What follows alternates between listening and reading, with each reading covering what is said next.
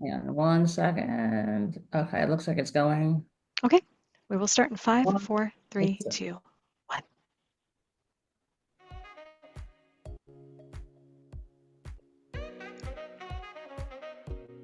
One second. Okay, it looks like it's going. Okay, we will start in 5, One, 4, 3, 2, 1.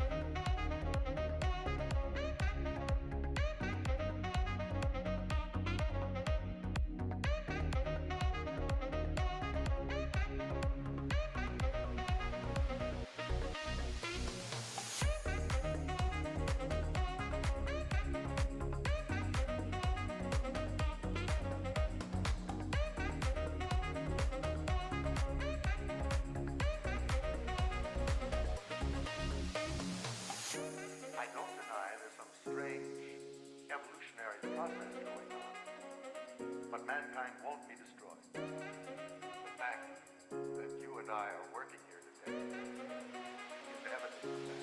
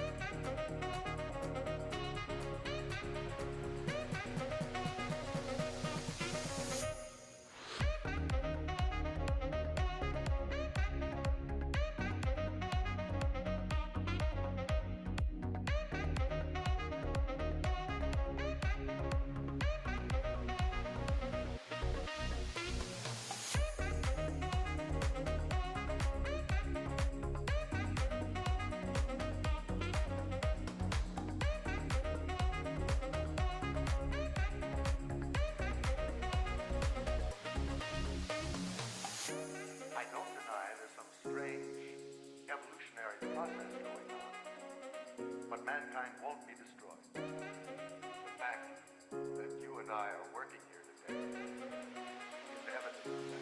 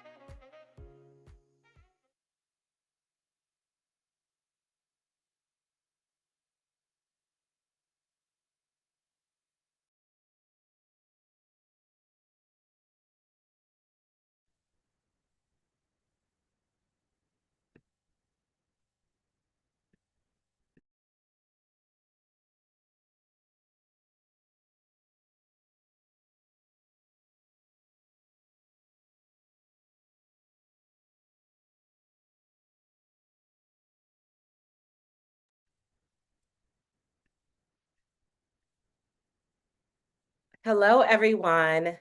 Thank you so much for joining Black Women in Entertainment for Kamala for our second national Zoom call to action. My name is Evan Seymour, and I am the founder of this beautiful collective of more than 500 Black women and allies from various sectors of the entertainment industry working towards a common goal: to do something, to do all of the things, to ensure that Kamala Harris is elected 47th President of the United States. We're 20 days away from November 5th. Assuming the polls are right, the presidential candidates are in a dead heat, which is as confusing as it is terrifying. But let it also serve as a source of inspiration and a reason not to rest on our laurels. We've got to get out and vote. Vote early if we can. Tell our friends and loved ones to vote. Donate to the Harris Victory Fund. And of the utmost importance right now, phone bank and canvass in battleground states, which are key to securing the victory. In 2020, just 44,000 votes in Georgia, Arizona, and Wisconsin separated Biden and Trump from a tie in the Electoral College. Every vote counts. To quote the late activist and theologian, Dr. Martin Luther King Jr., we are now faced with the fact that tomorrow is today. We are confronted with the fierce urgency of now. In this unfolding conundrum of life and history, there is such a thing as being too late. There is no time for apathy or complacency. This is a time for vigorous and positive action. Now is the time. In addition to this time being election season, for us HBCU grads and current students, October marks homecoming season, a time to swag surf and reconnect with friends who are now family. So to honor this most wonderful time of the year, we decided to use this call as a celebration of all 107 historically Black colleges and universities, including my alma mater, Spelman College, and of course, Madam Vice President's alma mater, Howard University. And this call will serve as a platform for us to hear from leading Gen Z voices about the issues that matter most to them. Not all of our speakers are HBCU grads, And not all of us are Gen Zers, as you clearly can see. But we do all share a love for this country and a desire to move forward, not backwards. Tonight, you'll get to hear from National Deputy Director of Youth Engagement for the Harris Walls campaign, Kaya Jones, the legendary Debbie Allen, a proud graduate of Howard University. We've got some of our favorite Hillman College graduates, A Different World cast members Jasmine Guy, Cree Summer, and Dawnn Lewis. All the Smoke podcast co-host and NBA veteran Matt Barnes, who just recently had the opportunity to interview VP Harris. Showrunner Courtney A. Kemp, writer, actress, comedian Robin Thede, actor Algee Smith, Congresswoman Sydney Kamala-Dove, Reecie Colbert, also known as Reecie with the Receipts, and so many more. But before we get to our speakers, we want to take a moment to acknowledge the importance of taking care of ourselves, now and always. These are trying times, and we must treat ourselves with compassion and grace. As with our last call, we will start with an intention setting, this time by Reverend Whitney Baisden Bond, a 2009 graduate of Spelman College. Welcome, Whitney. You, Evan. I bring you greetings from the city that houses the largest consortium of HBCUs, Atlanta, Georgia, and I am a proud graduate of Spelman College. Tonight, my job is very simple. I am here to invite you to take a moment to just breathe before we begin this call. So many of us are rushing in from work, from class, and so many other responsibilities that before we jump into this momentous conversation and this time together, I simply invite you to breathe and take a deep breath. And as you breathe in, think about all of the things that you want to leave behind for this day. And as you exhale, think about all of the things that you want to take on in this conversation and how great you want to feel once it's over.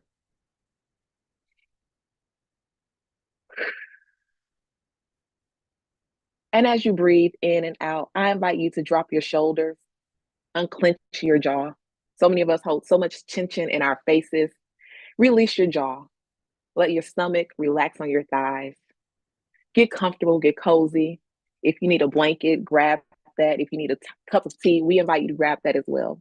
But this is simply a conversation amongst Black women about this important time that we're living in right now. And as an HBCU graduate, I know that I have been made better because of my choice to change the world by attending Spelman College.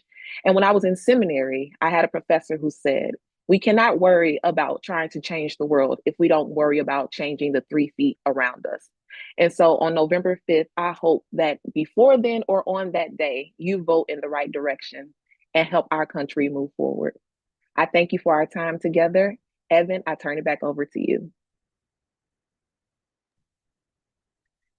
Thank you so much, Whitney. I appreciated those words and those breaths, and I hope that everyone else did as well. So I'm going to share a random fun fact about myself. A few years ago, I was a publicity executive at Warner Brothers, and the first series that I launched was All American Homecoming, which is about the fictitious Brinkston College. Well, before there was Brinkston, there was Hillman College, the fictitious HBCU in a different world. We are so honored this evening to have several of the cast members and the wonderful Debbie Allen, who directed many of the episodes of A Different World, with us. Representation matters, including representation of HBCUs. For me personally, A Different World is what made me choose to go to Spelman College. So we thank cast for joining us, including the amazing Cree Summer, our next speaker. Welcome, Cree. Oh, thank you. It is an absolute honor to be here. And what a incredible time. Talk about representation. To see ourselves in the possibility of the president is truly magic. I am voting for Harris Walls because I am a mama. I'm somebody's mama. I have 2 beautiful daughters. I wish for them to have their body autonomy. There are so few things in this life that we get to own, and I would hope that ourselves would be number 1 on that list. Also, my daughters are still very young and in school. I worry for them with all the rapid guns and all the scary things that happen. I need them to have gun safety. We, my friends, I converted one of the rooms in my houses, my bedroom, into a library with a sliding ladder because we eat books in my home, and my daughters eat books, and I would hate for books to be banned. We loathe censorship in all of its forms, and we loathe voter repression, and we loathe anything that doesn't let the truth come and be first and foremost. And for that and many other reasons, that is the way I will be voting. And as a matter of fact, I'll be voting tomorrow by mail. I can't wait. And I take my daughters with me so that they can see how I feel and they can see the responsibility and they can learn that soon it will be their wonderful opportunity to get to change the way things are going. The more I hear, I don't even want to mention his name, but the opposition speak. The more I fear if something were to happen, it's so dire I would have to return to Canada because I think he is that detrimental to the future of America. And that is why I am voting Harris Walsh as soon as I can and as powerfully as I can, because this body is my own and I have a right to it, as do we all. Thank you. Yes, voting early. I love it. Voting for all of the reasons that you just so eloquently outlined. We appreciate you. Thank you so much for joining us, Cree. Okay. I don't fangirl that often, but I'm like really excited today. This is a different world reunion, Matt Barnes, the campaign. I mean, we just have an amazing, amazing lineup of speakers. Up next, speaking of amazing speakers, we have Verona Jones, who is one of the founding members of Black Women in Entertainment for Kamala. She is a proud graduate of Dillard University. And today, I will turn things over to Verona to, as with our last call, share some actionable steps for how we can all do something to make sure that Kamala Harris is elected our next president. Over to you, VJ. Hi, everyone. Thank you, Evan. I am Verona Jones, and I am so proud to be a founding member of Black Women in Entertainment for Kamala. I'm the co-founder of Verbal Slick and a proud daughter of Dillard University. I grew up in Chicago with parents who were Democratic poll workers, so I spent a lot of time at polling offices, not knowing it then, but I was watching democracy in action. I'll get straight to the point with a few ways that you can impact this critical election. Michelle Obama said, do something. And a week ago, Maya Harris said, do everything. First up, vote. If you can, vote early. According to the Center of Election Innovation and Research, more than 97% of voters now have the option to vote either in mail or in person. Skip the lines, avoid the stress, and vote ahead of time so that you can volunteer on Election Day. Visit iwillvote.com to check your registration status and your state's early voting details. And don't just vote early alone, make it a movement. I used iwillvote.com to check my immediate family member status all across the country, then sent their polling precinct cards just in case they decided to vote in person. It only took a few minutes, so encourage your friends and family to do the same. Second, volunteer to speak with voters in swing states. We know the battleground states of Arizona, Georgia, Michigan, Nevada, North Carolina, Pennsylvania, and Wisconsin will likely decide the election. If you're able, canvass in person in these states, or if you're staying close to home, you can phone bank from your couch. You can do this solo or grab some friends and make it a party. My husband and I hosted a VP debate watch party, and we had a blast. Head over to KamalaHarris.com for all the info on canvassing and phone banking to key swing states. Third, sign up to be a poll worker or voter protection observer.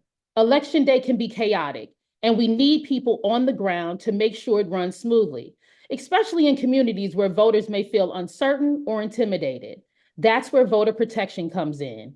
You do not have to be a lawyer, as there is a direct hotline to call from your assigned polling place. In 2020, 19% of Black voters reported feeling unsafe or unsure when they went to the polls. Seeing someone who looks like them at the polling place can be a game changer. It's why we need to show up, so every voter feels confident when casting their vote up and down the ticket. You can sign up to be a poll worker or observer by visiting Power to the Polls. And finally, donate. I get it. We're all tired of endless emails, texts, and calls, but we still need financial resources to keep fighting, especially against the massive PACs backing Donald Trump.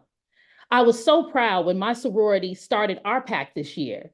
We were invited to donate just $19.08. Every dollar helps, even if it's only one. It keeps us in the game, and whatever you give will make a difference. We are in the final stretch, and it's on us to show up and make our voices heard. Thank you all for your time, your talent, your energy, and your commitment. Let's win this. My grands are counting on us. Thanks. Thank you, VJ. You. All right, from Dillard University, we now travel back to Hillman College to continue with our A Different World reunion. We are so thrilled to have our next speaker, actress Dr. Dawnn Lewis.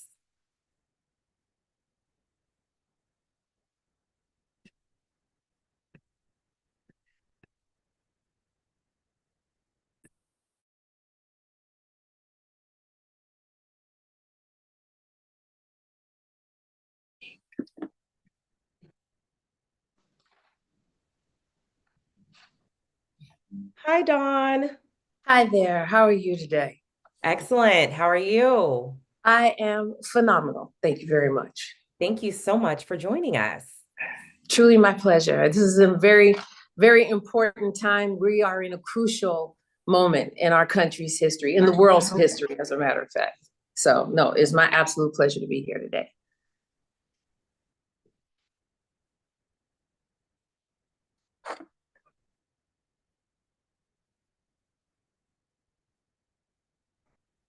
Do you want me to just jump on into it? Yeah, I think, Kelsey? Yes.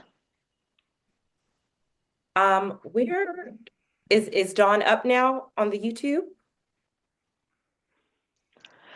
Yeah, whatever we're doing here in the webinar is on the YouTube as well. All right, so Dawnn, over to you then. There you go. Hi, everybody. Thank you all for being here with us this afternoon. My name is Dawnn Lewis. Some of you may recognize me from some of my work in film and television, but today I am an American citizen just like you. And for anyone who is still debating why they should vote, who they should vote for, that's what today's conversation is about. Our country has had a tumultuous start. And it continues to be a tumultuous reality, particularly for people of color and women. We're supposed to be a country built on a democracy, built on precepts and concepts that protect all of us as its citizens. But we know all too well that a lot of those systems were not designed for the benefit of many. They were designed for the benefit of a handful. And Vice President Harris is now running for president in order to balance the scales, so to speak. She is fighting for a better democracy, a stronger democracy, an inclusive democracy.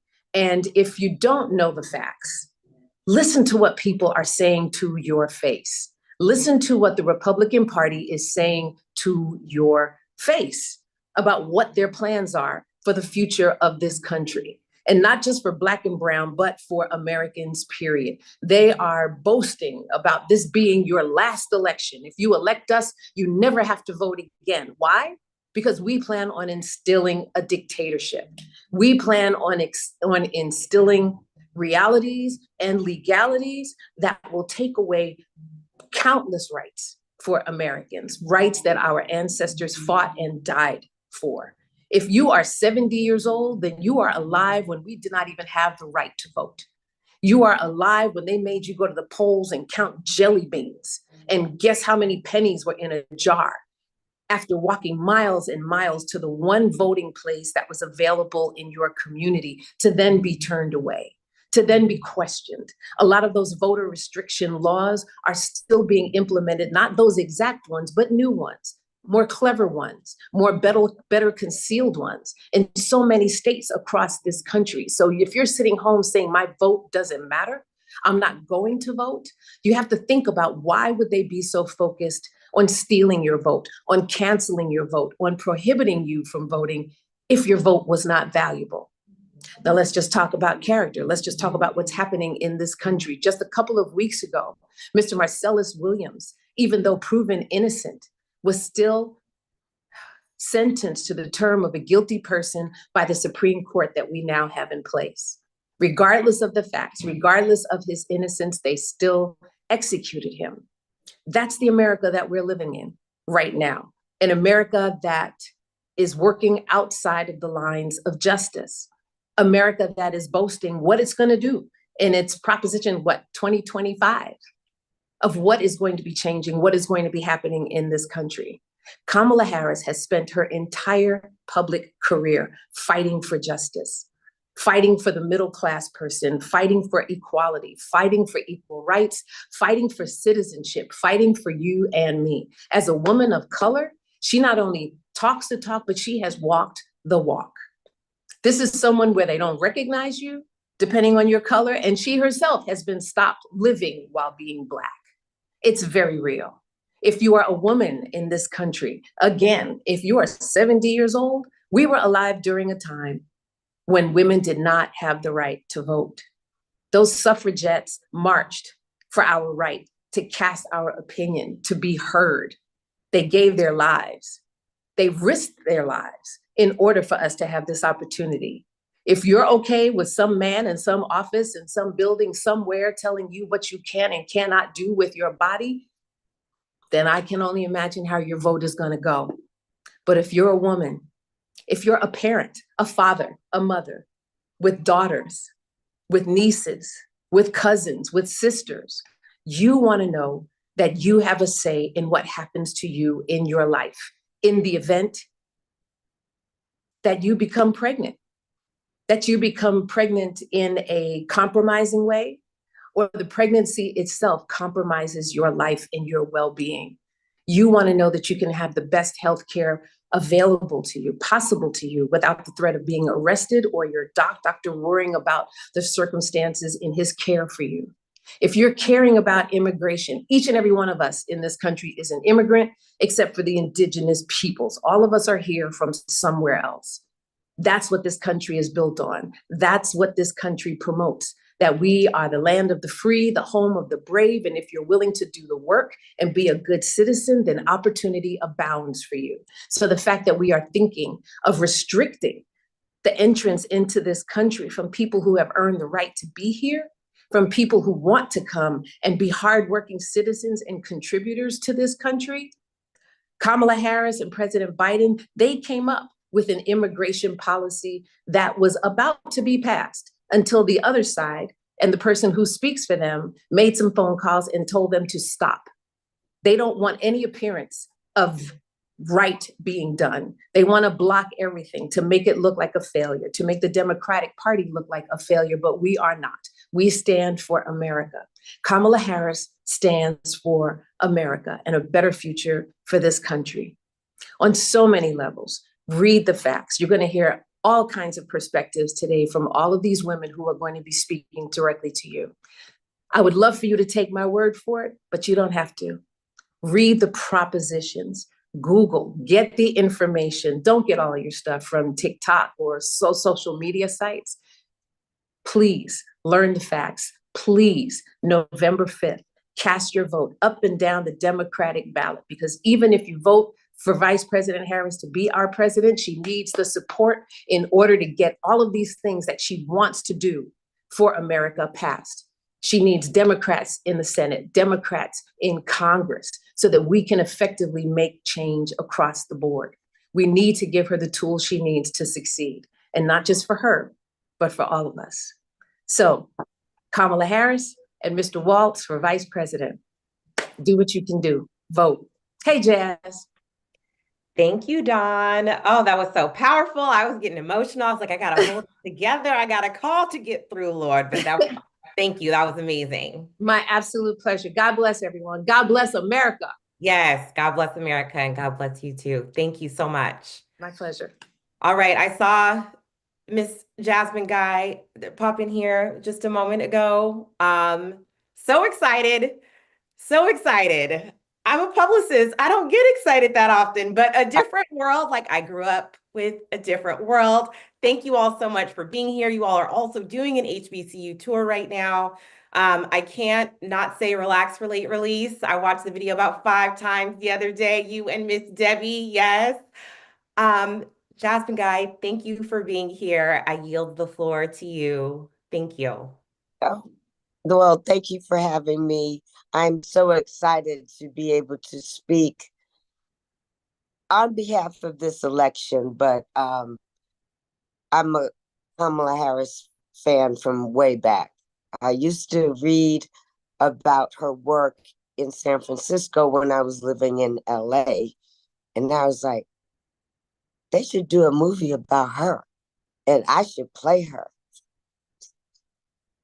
I really thought, I had no idea she was going to be running for president at the time, but her tenacity, her vibrance, her wit, her intelligence was so intoxicating to me. To see now her career up until this point and everything that she stands for. Well, let me just say, I find both candidates to be very consistent. So we should listen to them both and make our decision, I think, based on not only policy, which is very telling, but character. What kind of human being am I putting in office? And what will they do when the things that we're not even imagining happen? What will they do in those moments? And I think they have both told us who they are in regards of the kind of people that they are, the kind of relationships that they have in their lives, the kind of people they associate with. I'm not trying to speak in code, but, we were asked not to be partisan. And I'm not really being partisan. I'm just saying that when we show up, when Black people, brown people, yellow people, and women show up, we will win. Because we're really coming from the heart and what we see for our children and our grandchildren. I don't have any grandchildren yet, but I'm looking to the future. What kind of world, what kind of country do I want to say I was a part of? And I'm very proud to be a part of this campaign. Thank you, Jasmine, so much. We appreciate your time and your words. Thank you. Thank you. All right, up next, we have a speaker who shares something in common with our Vice President, Kamala Harris. They are both proud graduates of Howard University. I am so excited to be joined by celebrated, honored actress, choreographer, producer, and director, Miss Debbie Allen. Welcome, Miss Debbie. You're on mute. Need to be. There you go. Hello, hello, hello. I'm really happy to be here to join this conversation and hopefully inspire the country to do what we need done. I love seeing my different world cast members, Cree, Jasmine, Dawnn. And Jasmine's not a grandmother yet, but I am. and I'm expecting 2 more. And so my world is always about the future. My world at the Debbie Allen Dance Academy, all the kids that I nurture every day. I'm about young people in the future.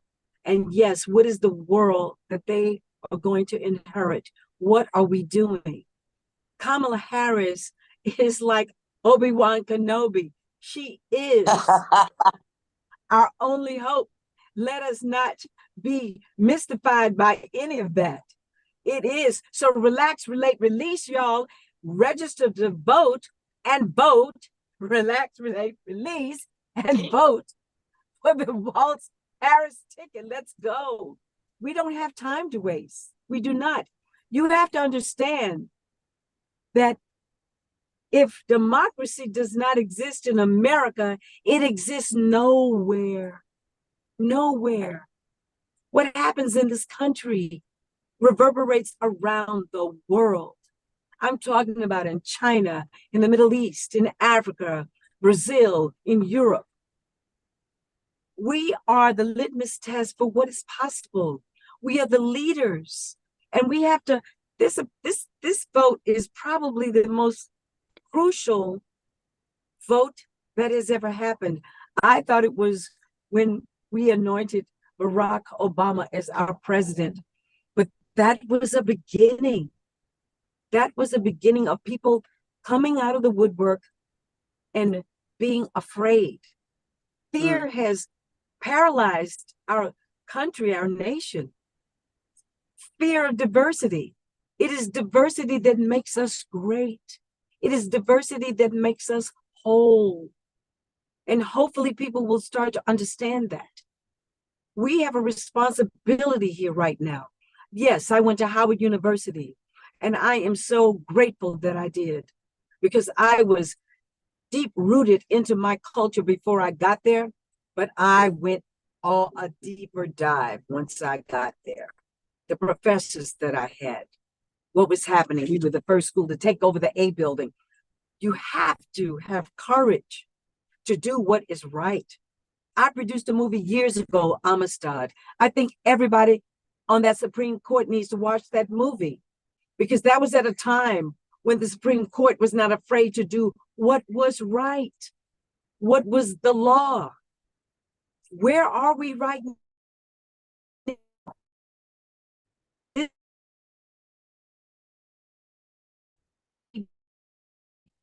Candidate, every single one.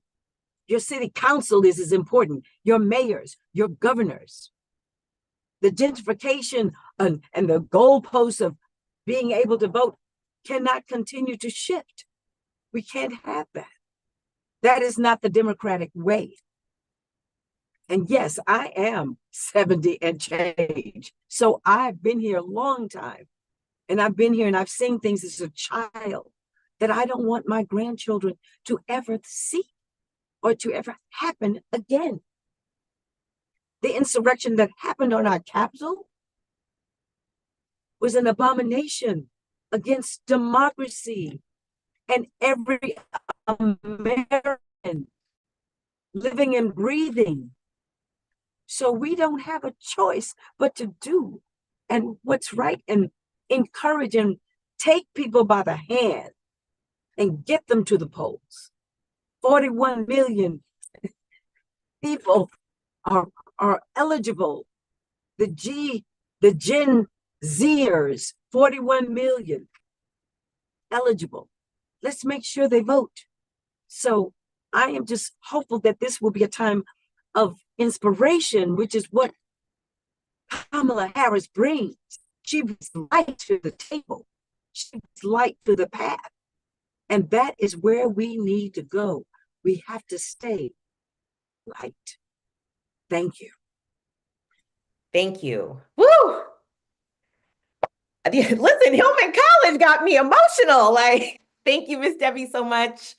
Thank you. Thank you. We appreciate you being here. We know you are off to direct and be your amazing self. So thank you for taking the time. Absolutely. Wow. My heart is so full already, and we have lots of great speakers to come. Up next, we have another HBCU graduate, writer, actress, producer, and head of Gen Z engagement and education for Black Women in Entertainment for Kamala, my little sister, Ashley Jackson. Love Spelman. So many great Spelman sisters on this call. I'm yielding the floor to Ashley because we want to celebrate Gen Z on this call, and I am not Gen Z. So she is going to guide us through the rest of our speakers on today's call. Welcome, Ashley. Thank you, Evan, my Spelman sister. Love this for us. I'll just share a few remarks and then I'll pass it along. So good afternoon, everyone, esteemed colleagues and fellow advocates for change. I come before you today not just as a 25-year-old member of Gen Z and a proud member of Alpha Kappa Alpha Sorority Incorporated in my personal capacity, but also as a second-generation HBCU alumna, shout out to Spelman College, carrying forward a legacy of education and activism. For those who were on our last call, you may recall that I'm the product of a political scientist and a civil rights activist who chose to pursue a career in entertainment. But I think it's important to clarify my why, because I recognize that culture and politics are two sides of the same coin, each with the power to influence and transform the other. This intersection of culture and politics is more crucial now than ever, especially when we consider the 41 million voices in our generation who will be eligible to vote in the upcoming election. Our power lies not just in our numbers, but in our ability to shape narratives and mobilize our peers. For the record, we're the most diverse population to ever reach voting age in the United States. As the most digitally immersed generation in history as well, we face both a unique challenge and a powerful opportunity. The internet, our digital playground, is rife with misinformation that can spread like wildfire. But we have the potential to be the generation that turns the tide against this threat. We need to become the generation that fact checks, that utilizes critical thinking skills to spot and call out misleading headlines, that harnesses the power of a well-placed hashtag for good. This isn't just about individual responsibility, it's also about collective action. We need to create a culture where verifying information is the norm, where spreading facts is cooler than spreading sensationalism. We have the tools at our fingertips. Now it's the time to use them wisely. And speaking of tools, our smartphones, which let's face it, rule our world today, give us unprecedented power to shape stories and influence our peers. We have the ability to turn social media feeds into platforms for change, to transform viable trends into vehicles for voter education and mobilization. This is where our cultural influence can translate into political power. This potential for digital activism brings me back to the legacy of HBCUs. Both of my parents are HBCU graduates, instilling in me from an early age the value of these institutions in shaping leaders and change makers. My time at Spelman wasn't just about getting a degree. It was about inheriting a tradition of excellence and social responsibility. HBCUs have always been at the forefront of social change, incubators for leaders who understand that education and activism go hand in hand. They've taught us not just to navigate the world as it is, but to actively shape it into what it should be.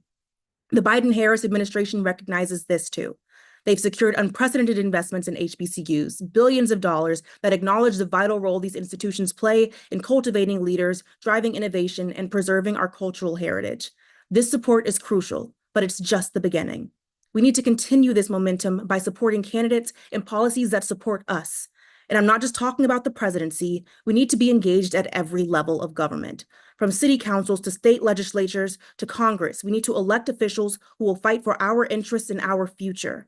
Remember, these local and state elections often have the most direct impact on our daily lives. They decide funding for our schools, policies that affect our communities, and laws that shape our justice system. Every vote at every level matters. To my fellow Gen Zers, our time is now. Let's use every tool at our disposal, every tweet, every post, every video to mobilize, educate, and activate our peers. Let's turn likes into votes, followers into voters, and viral trends into viable change. Let's make early voting the norm, not the exception. But I must impart to you all that we can't do this all alone. To our mentors, relatives, parents, and friends, we need your wisdom, your experience, your perspective. The challenges we face today, from misinformation to voter suppression, aren't new. You've fought these battles before, and we need your insights to fight them effectively now. I'll end my remarks with wise words from my father, Reverend Jesse Jackson Sr. Keep hope alive. It's more than just a slogan. It's a call to action. Hope isn't passive. It's not just sitting back and wishing for change. Hope is an action verb. It requires effort, dedication, and perseverance. Your experience combined with our digital savvy can be an unstoppable force. Together, we can bridge the digital divide, combat misinformation, and ensure that every voice is heard and every vote is counted. Because at the end of the day, this isn't just about one election or one moment in time. It's about shaping the world we want to live in. It's about ensuring that when the history books are written, they'll say that when faced with unprecedented challenges, our generation didn't just show up, we showed out, and we did it hand in hand with those that came before us. So let's get to work. The future is calling, and 41 million of us are ready to answer. Together, we're not just voters, we're hope in action, we're change makers, and we're history makers. So let's get back to organizing, and I'm honored to introduce our next guest, Kaya Jones, National Deputy Director of Youth Engagement for the Harris Walls campaign. Thank you, Ashley, and what a pleasure it is to follow you up. That was amazing what you shared. And I was thinking, am I going to prepare something to say? But I don't have time right now. I've been in the day in the life. Just yesterday, I got deployed to North Carolina. So I've now, once again, for the second time, moved all my things, first from my comfy home in Maryland to Wilmington, Delaware, where the campaign is headquartered, and now to be on the ground in North Carolina, really doing the action, getting my hands dirty. So I'm so happy to be here. It's been a crazy swing of events, but I would just love to talk about the campaign's investment in young people.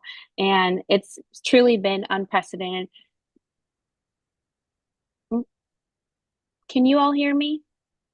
Okay. I received a notification of something. Okay.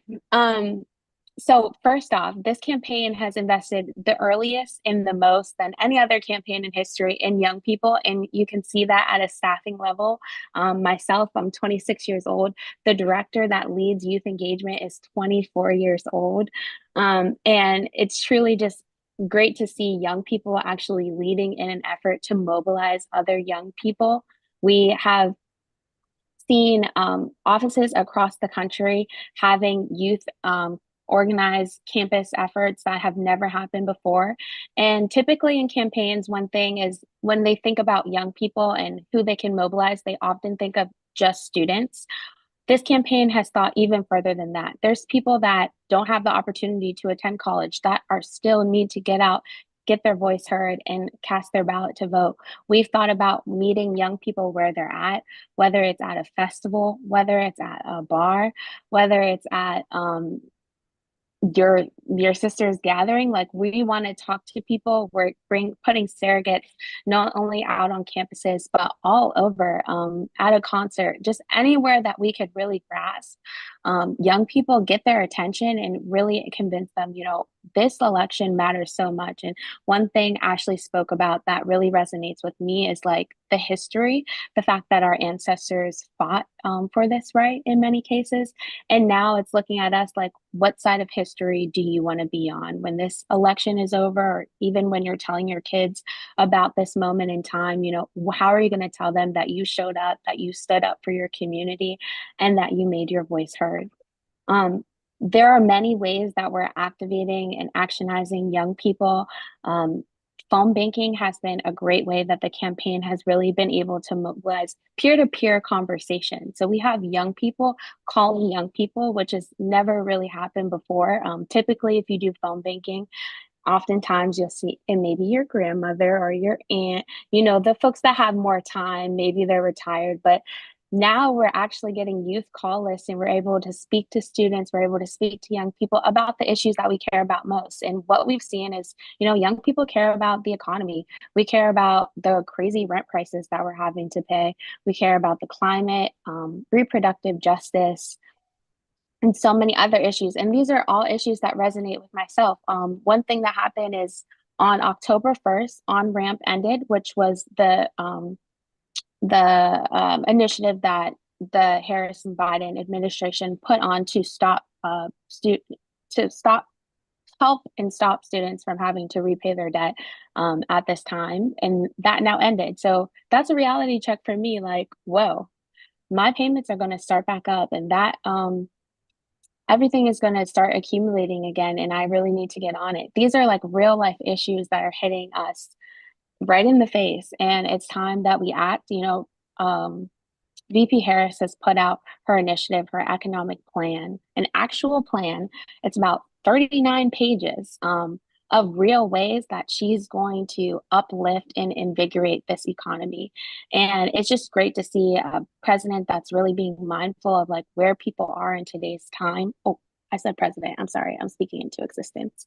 A vice president that's really being thoughtful, like her initiative about giving first-time home buyers $25,000. Like, as someone that's looking to buy a home, that speaks greatly to me. An initiative to support young families and new families and helping with child services is something that speaks greatly to me. And then, like, I think there's a emphasis on all people, but then more specifically, she's also not forgetting her roots, not forgetting where she comes from and the folks that she's representing that see themselves in this campaign. And that's young people of color. As an HBCU grad, VP Harris is, excuse me, I'm getting a call. Sorry. As an HBCU grad, VP Harris is really investing in HBCUs, and she started a whole tour. We've already been to Lincoln and Virginia State. This weekend, we have an action-packed weekend. We'll be at Clark Atlanta, North Carolina, A&T, and Howard, her alma mater. And we're really excited to engage young people on those campuses and alums. The alums have really been showing out too. We have great merch that we've been giving out and just really making sure folks know the important details. When is the deadline to register to vote? What is your voting plan? Do you have it locked in? What's the closest polling place to you, and how are you planning to get there? And how we can support in making sure that we're getting folks there and that they have everything they need. We realize voting days and polling places, there's an accessibility gap. So where can we meet in the middle to really make sure that we're talking to folks? But the HBCU tour has been quite a joy so far. I'm really looking forward to seeing more of it. We'll end with our last stop at Spell House, Spelman and Morehouse's homecoming on the 26th, and I'm really looking forward to that time. But it's honestly been an honor and privilege to serve the VP. I know I'm going way over my limit, so I will stop talking, but I just feel such an honor, such a privilege to be on this team, to do this work, and to ultimately be able to elect her into office. And I'll pass it back to Ashley. Thank you so much, Kaya. I think it's really inspiring to know that people our age are in this fight and doing this work, and where we're showing up in Congress, we're showing up in the campaign, and it's just so meaningful to know that we are change agents active in our future. So thank you so much, Kaya, for joining us. And our next speaker may not be an HBCU grad, but he did recently speak with an HBCU grad, VP Kamala Harris, on his All the Smoke podcast, which has more than 1 million subscribers on YouTube. He is also an entrepreneur, an NBA veteran, and someone who we're so glad is willing to use his voice and platform to speak out about issues that are important to him. So please join me in welcoming our next speaker, Matt Barnes. Thank you, guys. I appreciate the time and opportunity and love what you guys have done as a collective unit. Yeah, we got a chance to actually go to her home in DC about 3 weeks ago and sit down and talk to her. And as a former athlete, you know, sports and politics don't necessarily mix, but I'm someone that obviously likes to inform myself and stay with the know because I have 7 kids. I just had another son 6 weeks ago. So I have a lot of young Black men and one Black daughter that you know are coming into this adulthood, and it's very important. You know, obviously it's been reiterated numerous times how important this election is. And I think the biggest thing I faced on this journey of speaking out and utilizing my platform is dispelling all the misinformation. I mean, I think we live in a society today where there's so much stuff going on, and I've even been guilty of this, that we're headline readers. We read a headline or read a topic and we feel like we know exactly what's going on. And when you get so much misinformation pushed at you, it almost the lie almost becomes a truth in some people's eyes because they don't take time to actually, you know, research and kind of find out what's really going on. And then also, you know, I represent a huge demographic that doesn't necessarily know how government works, you know, and, you know, I've had people, well, how come the president doesn't do this? Or how come the VP, how come she didn't do this? And just understanding the process of the House and the Senate and just Congress as a whole, and how obviously this election is huge, but we also have to come back to the polls and get the seats we need so we can actually, once we do, we're talking her into the White House, once we do get VP Harris into the White House, her hands aren't tied, the similar way that Obama's hands were tied, where, we all got a watered down version of what his actual plan was because we didn't have control at that time. So I just think it's been, again, and I'm not a guru by any means. I'm a father first and a business owner, but I do try to utilize my voice and my platform to push this message, to educate people, to encourage people to vote. And when I'm talking to people, in this Black community, we were never meant to have a voice or a footprint in this, So if you're jumping into this politic and policy and civil engagement, it's a lot. It was a lot for me when I jumped in, maybe 5 years ago. And what I found is kind of bite-sized information, making sure that, I'm not talking, or I'm talking is not going over my head, and understanding, the immediate return for, your local voting and your state voting, and understand how much control you have in that space to get things around your community and stuff that your family feels is important to, continue to move forward as a country. But getting to sit down with her and my show is not a political pod by any mean. We're a kind of a sports culture.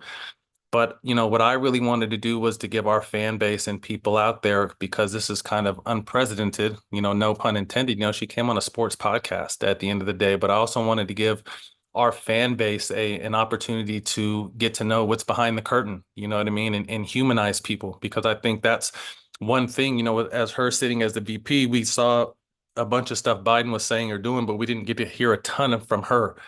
And that was really my goal with our interview, was to kind of let her know that, hey, she's a Oakland girl that used to come to our Warrior games by taking the BART, you know what I mean? So she's regular, down to earth, biracial, stepmom. To me, she's so relatable when you kind of step outside. Obviously, heading into the elections, policy is huge, but I'm also just a firm believer on knowing who I'm dealing with and who I'm, putting my name behind and kind of taking a lot of hate for, So, to get a chance to get her to know her better, and, just to see her plan on, helping, giving women their rights back, and no ban on the books, and small Black businesses, and just her economic plan for the country, but particularly, Black and brown people who have kind of been at the bottom of the totem pole for a long time. So I think this is a tremendous opportunity.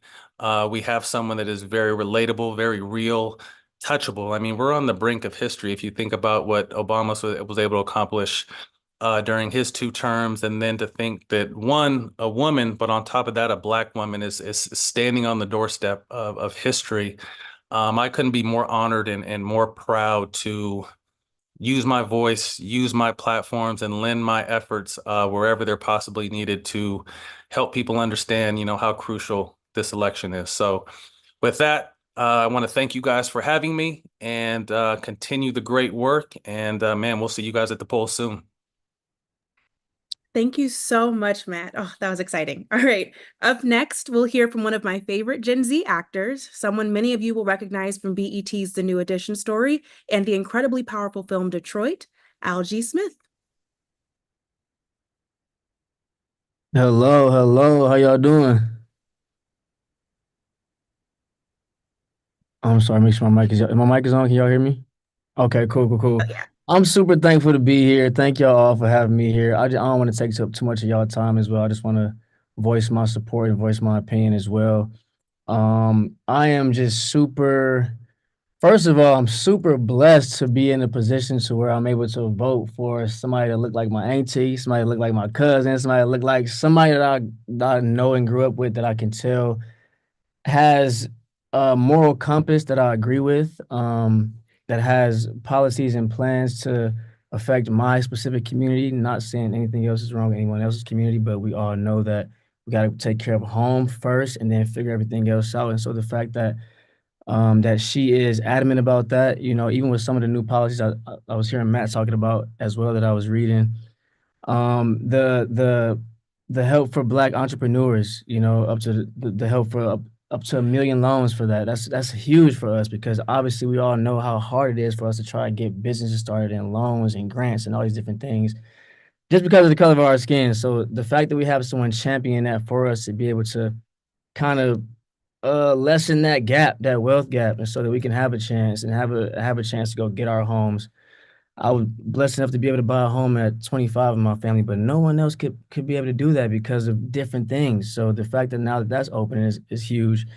And I think one of the hugest things, one of the biggest reasons for me why I support her is because I have a lot of sisters, I have a lot of cousins, I have a lot of aunties, and just growing up hearing conversations of their freedom, of their will, of their right to do certain things, and realizing that that's threatening to be taken away from them, that power to choose from what they want to do with their own bodies, with their own lives.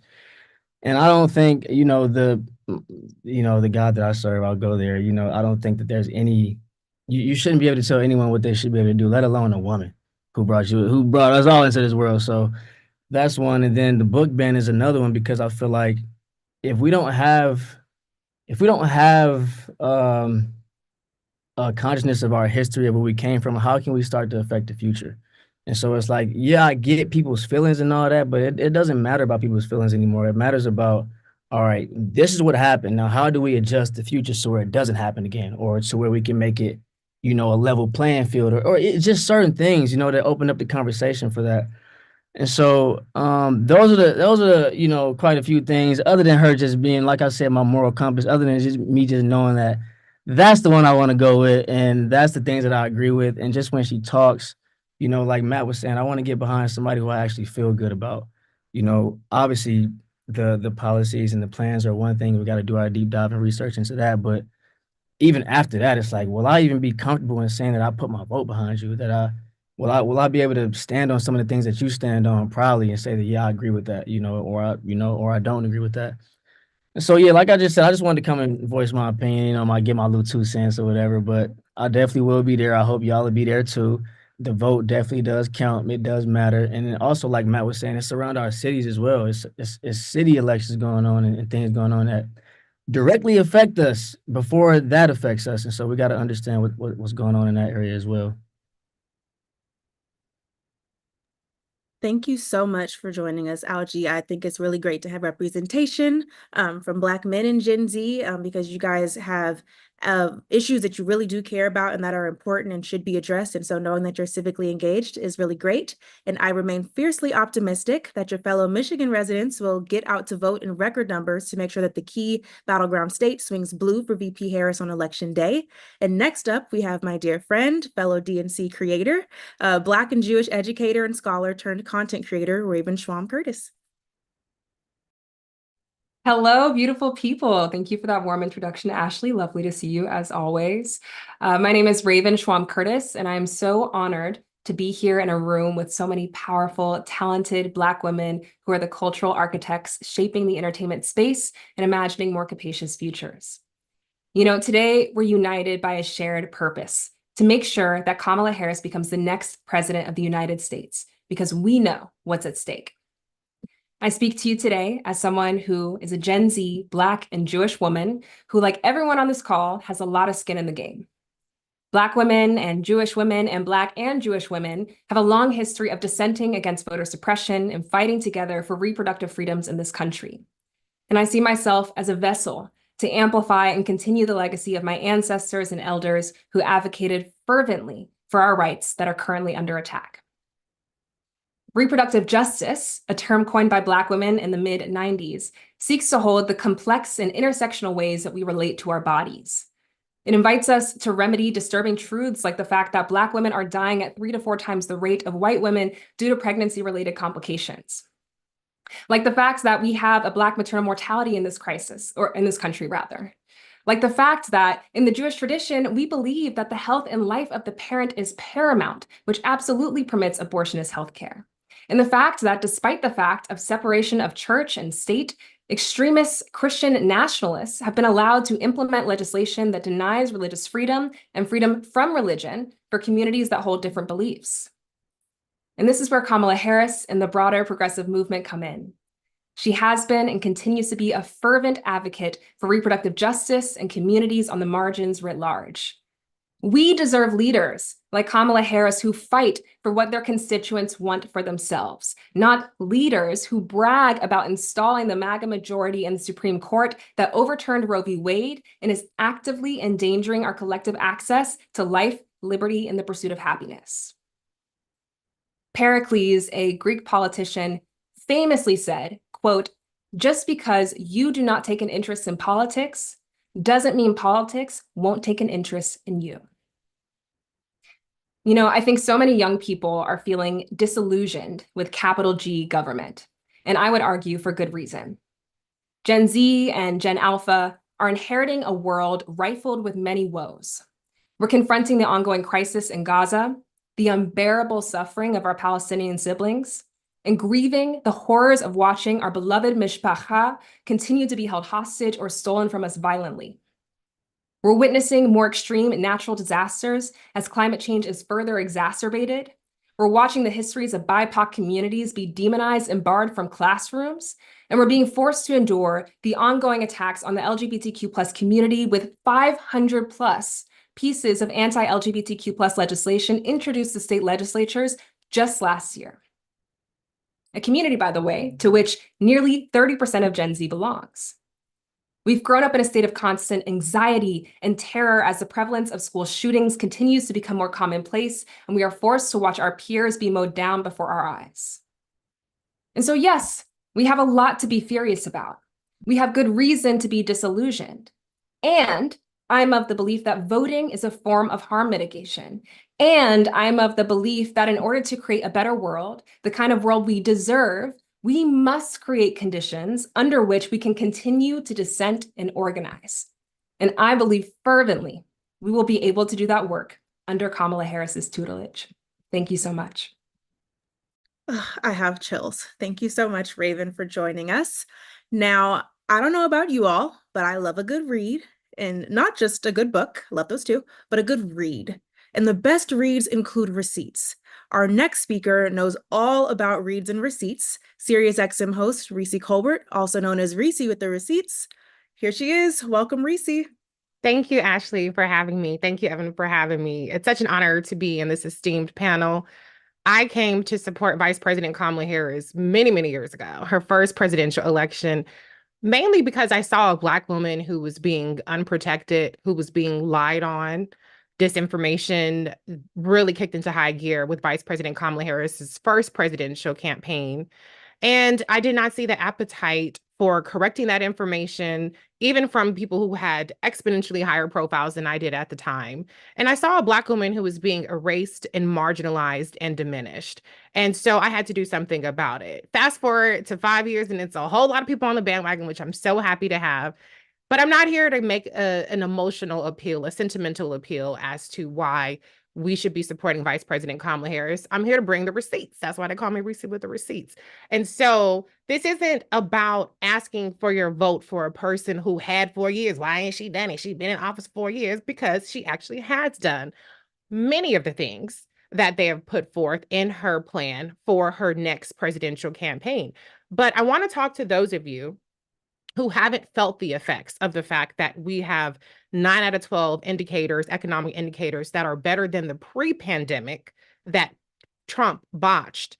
Those indicators are better now under the Biden-Harris administration than they were even before, when he was touting this great economy.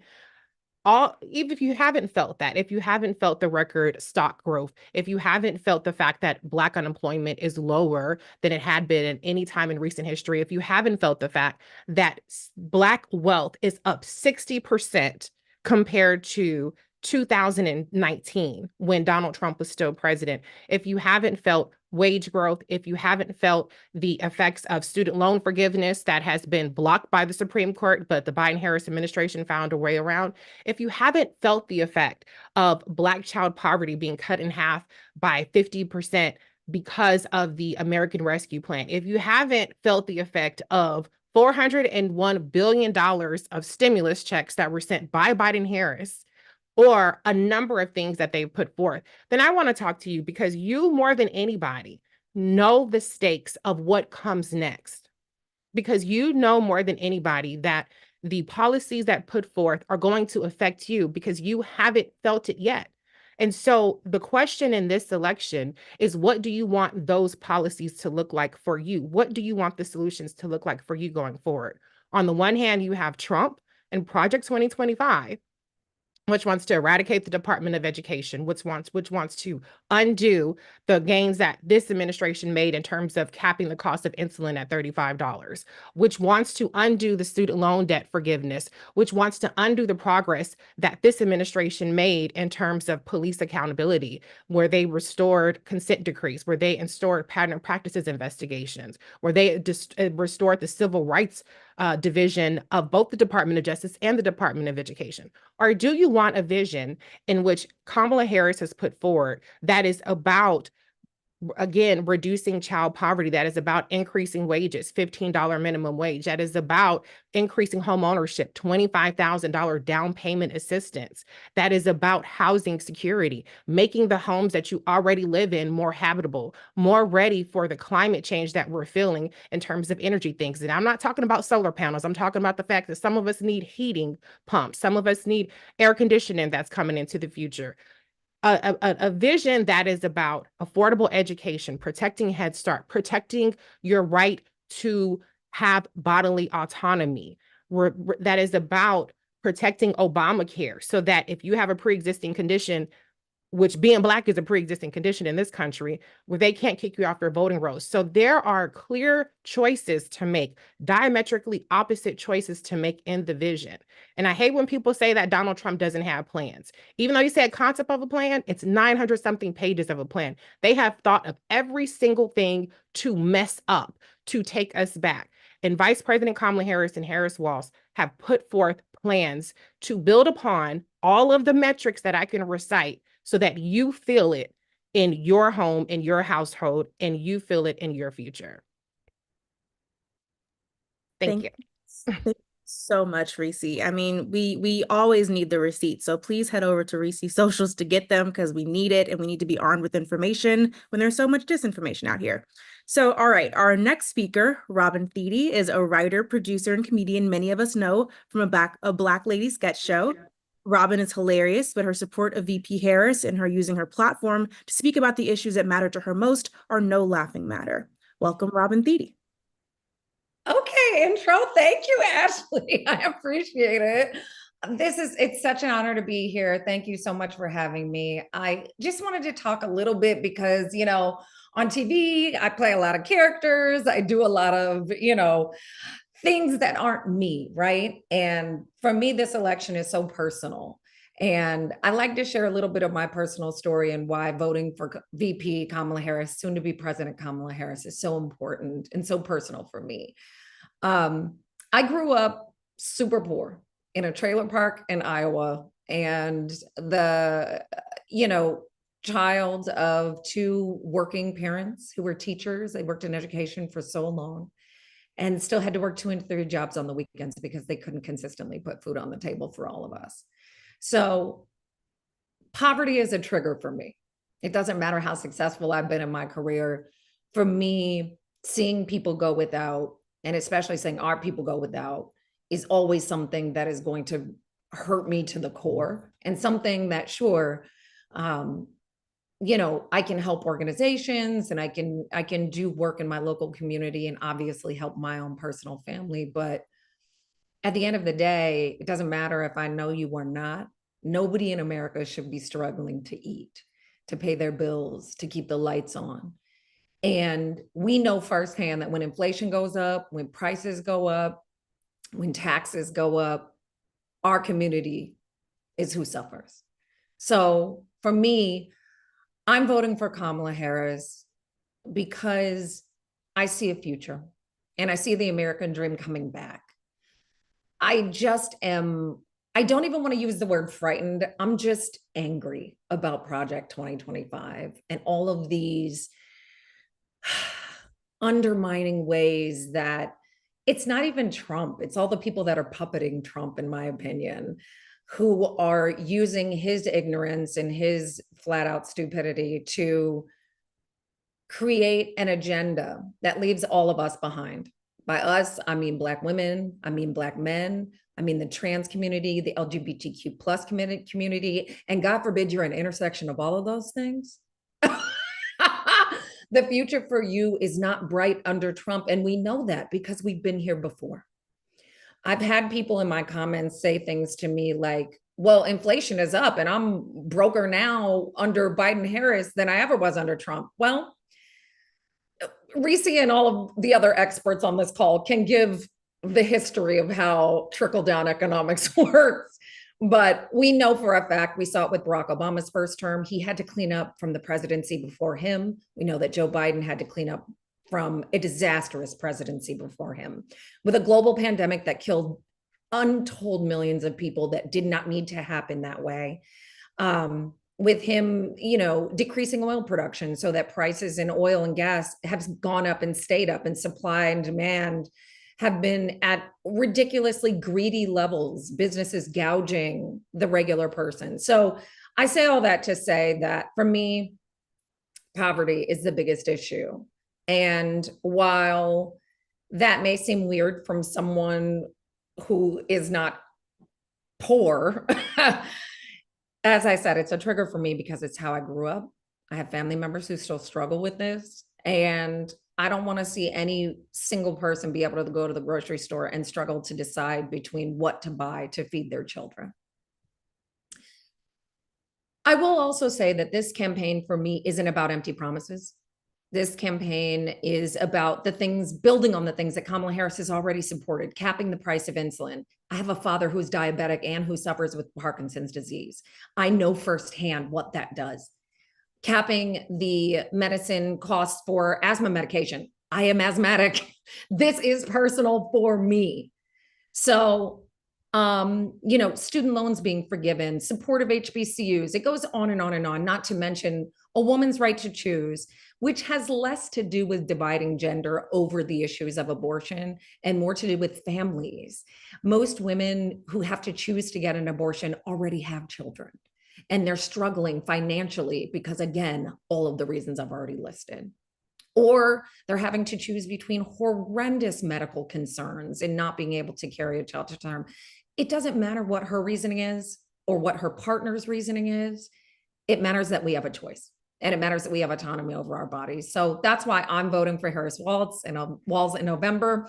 Black people, we call Tim Walz Waltz. We cannot help it. You know what I'm trying to say? I'm also really excited because even though healthcare, if you're young, healthcare may not matter.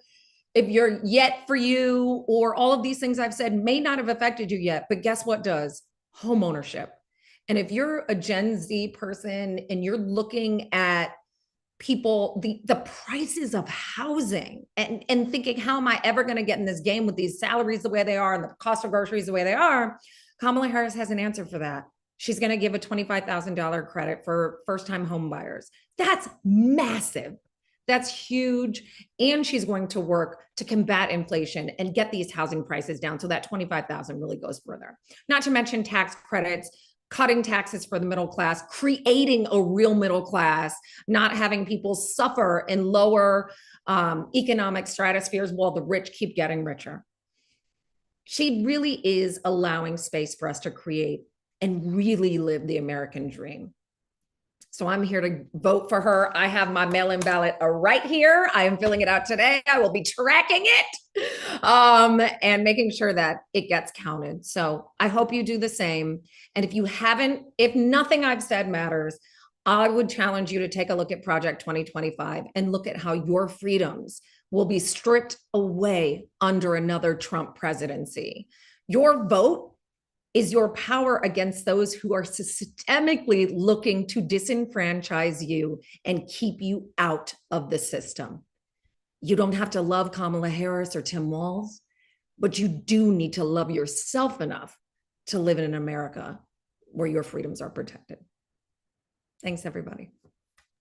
I mean, all the snaps. That was just I mean, part of me, like the Reecie Robin combo, like that was it. That was everything we needed. And Robin really did just indicate and show to all of us that we're all invited to the table under the Harris Walls administration. And that's really, really important. So thank you, Robin. And we have already had the opportunity to hear from so many amazing Black women who work in the entertainment industry this evening. Tonight has been powerful. And speaking of power, our next speaker, Courtney A. Kemp, is the creator of the wildly popular Starz series Power. Thank you for joining us, Courtney. Hi, I'm so happy to be here. I'm so incredibly honored to have been asked.